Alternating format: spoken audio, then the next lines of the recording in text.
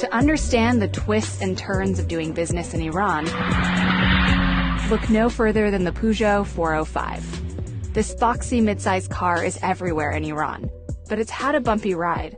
That's because doing business there can be unpredictable. Peugeot is a French company that's been making cars for over 100 years.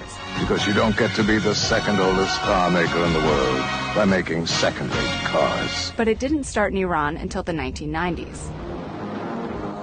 In Tehran, it partnered with Khodro, an automaker that's partly owned by the Iranian government. It was a huge success. By the beginning of 2012, Peugeot was all in on Iran. It had 30% of the automobile market, and Iran was a major source of revenue for Peugeot, second only to France. And among Iran's middle class, owning a Peugeot meant that you had made it. But all that changed when the US, European Union, and United Nations imposed tough sanctions to make Iran curb its nuclear program. International companies were blocked from working in Iran, and Peugeot was forced out.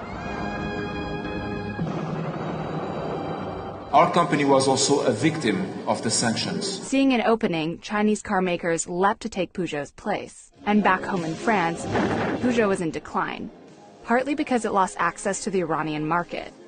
By 2014, the company was slashing jobs and scrambling for new financing. Then this happened. Breaking overnight an historic deal. We have a real opportunity to achieve a comprehensive, peaceful settlement. Iran signed a historic nuclear deal in 2015. As long as the country met stringent restrictions on its nuclear program, foreign investment could restart.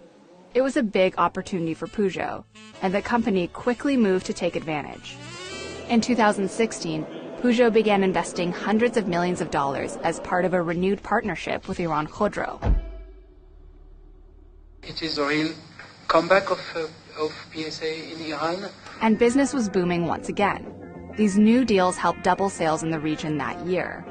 But then, we will be instituting the highest level of economic sanction. Now that the U.S. is pulling out of the nuclear deal, Peugeot may be going back to where it started. This country, which has been tied to so many of the company's ups and downs, might be off limits again. It's a cautionary tale for investors looking to cash in on Iran.